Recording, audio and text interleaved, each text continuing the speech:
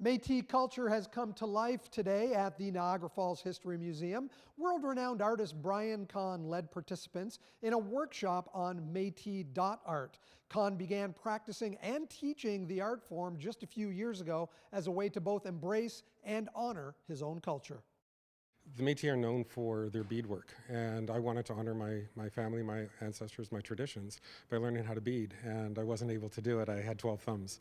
So I looked into other ways that I could honor my ancestors, and I discovered that there was this form of art called dot art. And so from there, I just ran with it. It was something I was doing for myself, and my wife kept saying, you can't leave these in the basement, you have to do something with them. So my story began there. We were among the first, because of the fur trade, we were among the first to actually have access to glass beads.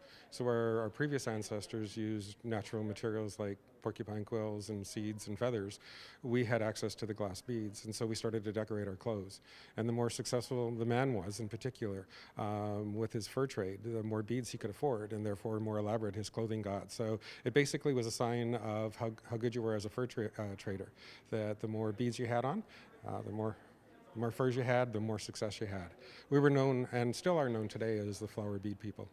And this form of art, you've been practicing this for how many years? Actually, it's a relatively new art form for me. I've done art my whole life, but this form of art has only been about 3 years. Again, it was looking into my family history and wanting to honor my grandmothers. They're the ones who are of First Nation heritage. And so I wanted to really honor them and to take on their traditions as best I could. It was only about 23 years ago when Kon actually discovered, through his mother, his own Métis background. As I learned more about my own family, my own background, I realized how important it was that the Métis people almost disappeared from history.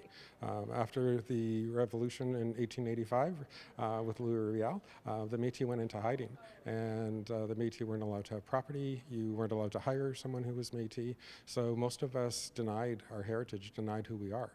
And so for many, many years, the Métis just really didn't exist. No one wanted to acknowledge that's their ancestry.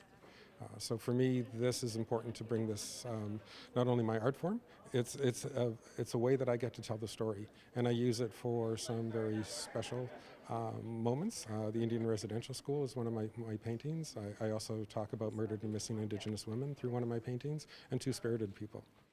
Kon also brings Métis culture and art into local schools with just a few modifications. When I bring this into the schools, this is a fairly popular art form for the school boards locally here, and I've done some school boards outside of the Niagara area as well. I bring in little wooden dowels, and so that's what I'm going to be using with everyone here today. I imagine it must be a lot of fun for the children to try to create works with a little wooden dowel. It is. They're surprised when I hold it up and say, "This is your paintbrush." They didn't imagine it when they were told that they were going to be doing an art project, that they would be using a little stick of wood to create their art.